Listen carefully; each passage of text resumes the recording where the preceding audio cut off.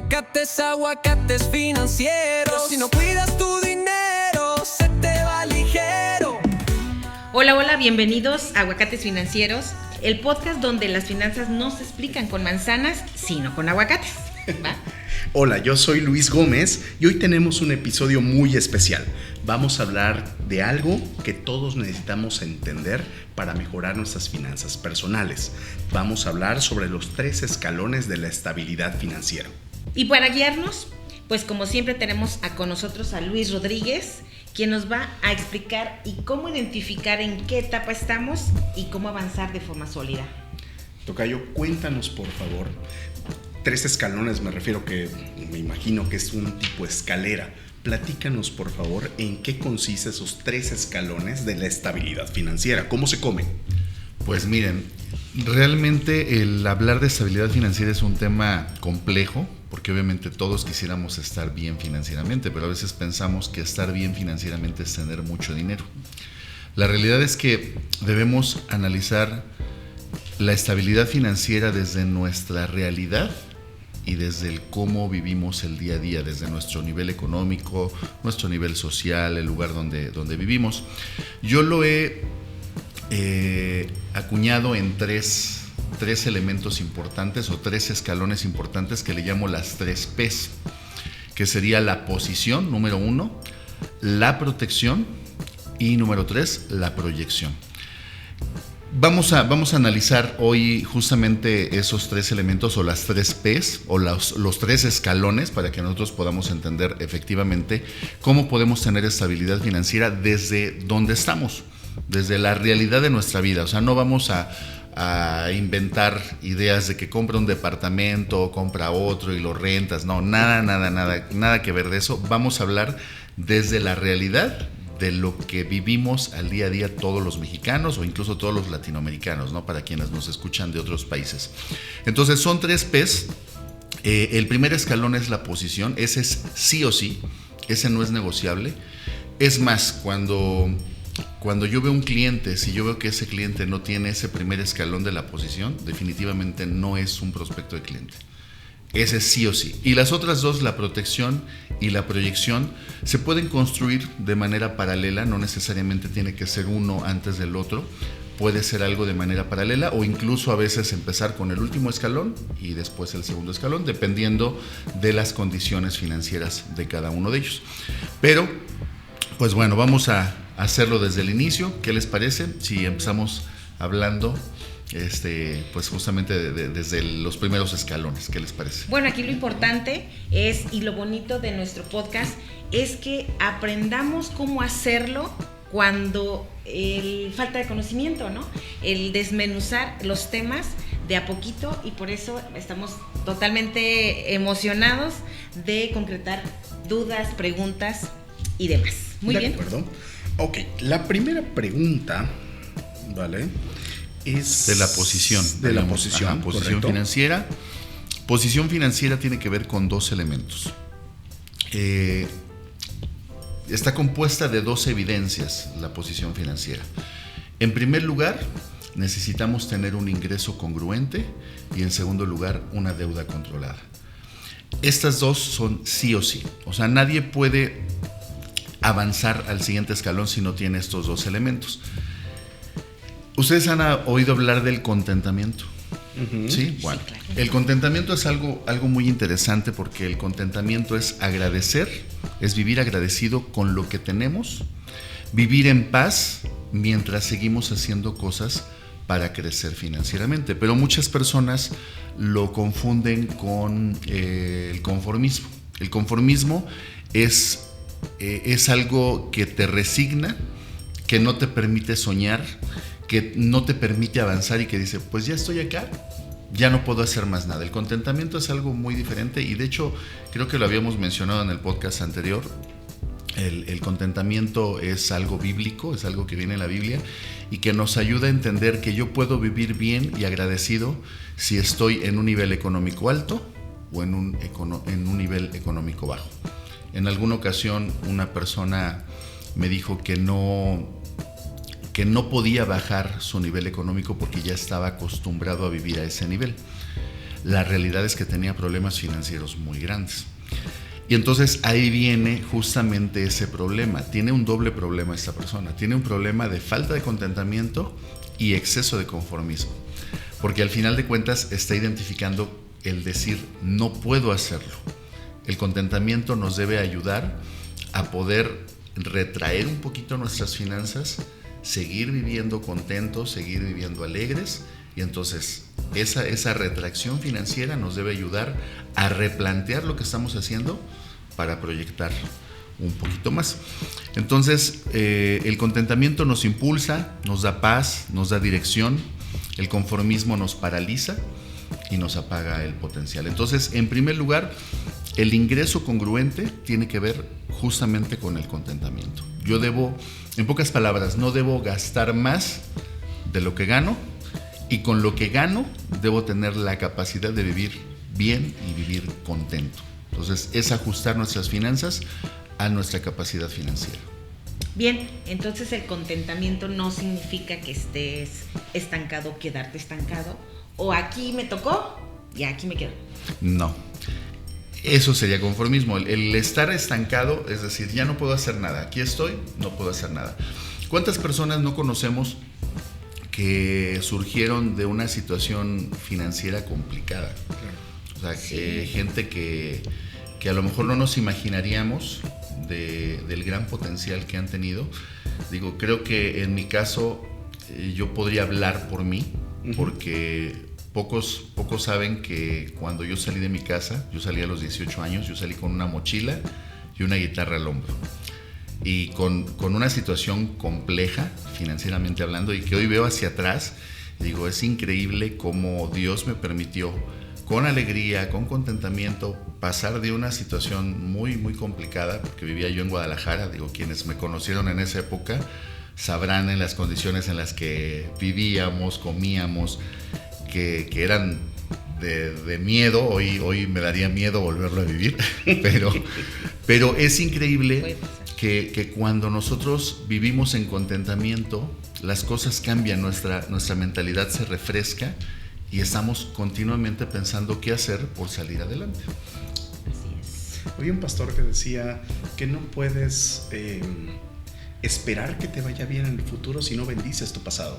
Es correcto. Entonces justamente es eso, es saber qué hacer para poder no regresar a ese punto, punto anterior. ¿Y sabes qué? ¿Qué pasa si regresas? No pasa nada, no pasa nada, es disfrutarlo. Digo, les puedo contar una anécdota muy curiosa. Nosotros éramos 4 personas, un chilango, un chico de Morelia, un chico de Durango y yo. Vivíamos en una sola habitación. Nuestras camas eran tablas de closets, o sea, que ya eran viejas, unas camas, y la base eran ladrillos. Nos tapábamos con esas cobijitas de esas con hilitos que tienen como barbitas, y en la noche teníamos que ver la manera de que hubiera ventilación, porque si no nuestra respiración se condensaba en la lámina y nos goteaba toda la noche. Teníamos mascotas como arañas capulinas, teníamos ratones, o sea, era algo increíble, una situación compleja donde vivíamos. Pero hoy en día veo a mis compañeros. Yo a uno de ellos le perdí la pista, pero 2 de ellos, el que vive en Durango y el que vive en Morelia, personas completamente exitosas, y que definitivamente la condición en la que vives sí influye porque es más difícil, pero no es el pretexto para no avanzar. No es un pretexto para decir, no puedo tener contentamiento, no puedo ser agradecido. No, o sea, eso es algo que nosotros decidimos en la mente. ¿Cuántas personas conocemos que tienen suficiente dinero y no viven felices? Claro. No están contentos, ¿por qué? Porque no han hecho una buena administración. Y la buena administración tiene que ver con el contentamiento. Porque puede haber personas, tenemos clientes, ¿no? Bueno, imagínate, tú también debes de tener clientes que ganan muy poco y son perfectamente buenos administradores, ¿no? Sí, es correcto. Muy bien. Entonces, esa es la primera evidencia. La segunda evidencia de la posición es la deuda controlada. Normalmente pensamos que la deuda o el crédito como tal, porque realmente es el crédito, es malo. La Biblia dice que el deudor es esclavo del acreedor y es contundente. Sin embargo, debemos entender que el crédito, cuando nosotros lo sabemos utilizar, cuando nosotros usamos el crédito de manera inteligente, podemos sacar provecho justamente al dinero de otra persona. ¿Por qué los grandes empresarios utilizan, vamos a pensar Slim, ¿no? Que todo el mundo conoce a Slim? ¿Por qué Slim utiliza créditos? Porque simple y sencillamente él no pone en riesgo su capital. El crédito es utilizar el dinero de otra persona para echar en marcha algún proyecto que le permita tener más dinero. Pero cuando el crédito te provoca perder la paz, perder el sueño, perder la capacidad de construir, entonces definitivamente se convierte en algo complejo. Una deuda, en pocas palabras, debe ser una herramienta para seguir creciendo. Muy bien. Bueno, ¿y nos puedes dar un ejemplo sobre la deuda bien utilizada? Pues un ejemplo de una deuda bien utilizada puede ser un crédito que yo pida a un banco o alguna financiera para abrir un negocio, para abrir, por ejemplo, una cafetería, una tienda en línea, una franquicia pequeñita o incluso a lo mejor comprar algún servicio que me permita multiplicar el compromiso financiero que hice con el banco. Esa es una manera inteligente de utilizar la deuda a nuestro favor.